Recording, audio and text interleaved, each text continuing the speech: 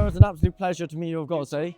Now, I heard Richard Inman there mention UKIP, and I want to speak to you about that, because I know Reform, they're this massive party at the moment, but they seem to be kicking all of Tommy's supporters down.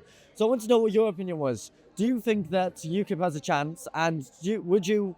I don't really want to get involved in that discussion because I wouldn't support Reform. I personally wouldn't support UKIP now either. Yeah. And I don't have any solutions, political solutions, I'm afraid. I think all of the political parties are pretty dismal, whoever they are. Do you think do you feel a bit politically homeless? Yeah, I didn't vote in the last election. I can't foresee voting again in the next one, quite frankly. What do you think would sort that out for you? What would you like to see in a political party? Well, it's an immensely difficult problem to solve because you can't do what UKIP did 33 years ago. It can't be done anymore. What I call kitchen table politics, starting from scratch and building up. For a political party to get anywhere now, it would need many millions of pounds in order to pay for the infrastructure and organisation that it needs. And I don't see that happening, quite frankly, for any new political party. Reform, in my view, is nothing more than Tory light.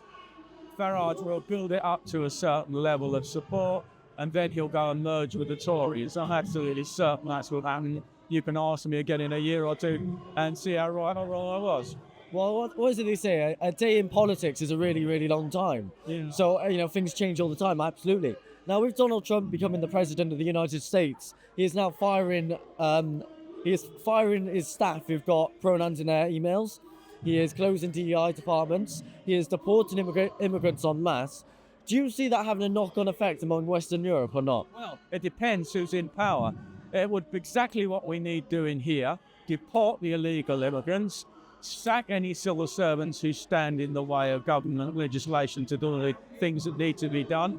But they're completely entrenched here, and you've got the legal system which would challenge everything you try to do. So I don't know, I think it's going to be very difficult for Trump, but it will be even more difficult for us, I think, to achieve that. And as I say, we haven't got a leader like Trump, who has, he's fairly unique.